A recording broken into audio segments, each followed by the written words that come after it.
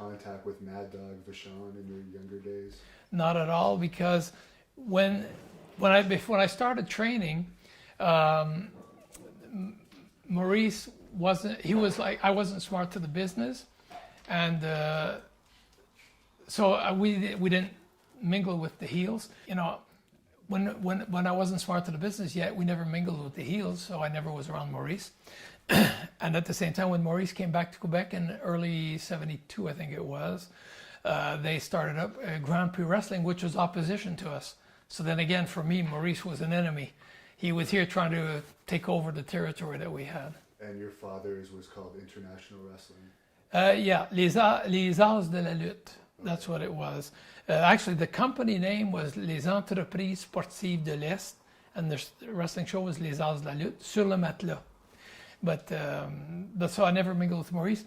I only did later in life when he was towards the end of his career, when Gino took over, and he was like on his retirement tour that he did in Quebec and stuff like that. And I spoke to him. Funny, I was at the WWF when I spoke to him more. It's and coincidence. What did you think of him as both a wrestler and a personality? Because he's such a... He was an eccentric personality. I think there are different facets, different sides to Maurice. I think I like him better when he was older than when he was younger. I think he had a pretty hot temperament at one point. I remember one incident where one of his sons opened the car door and banged the car next to him, and Maurice, walloped him upside the head. His son was kind of young. I don't think that was the best way to educate your son. But then again, that was Maurice. There are times when he did abuse of some wrestlers that were starting in the business, stiffed them, a few concussions he's given to. I don't think it was very accidental. You know, Maurice liked to push it at times.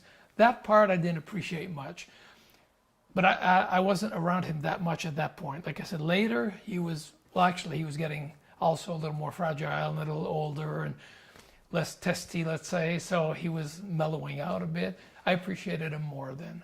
And after, when he had retired, when I was at the WWF, we were in Omaha one time. I spent a whole afternoon talking to him. It was great.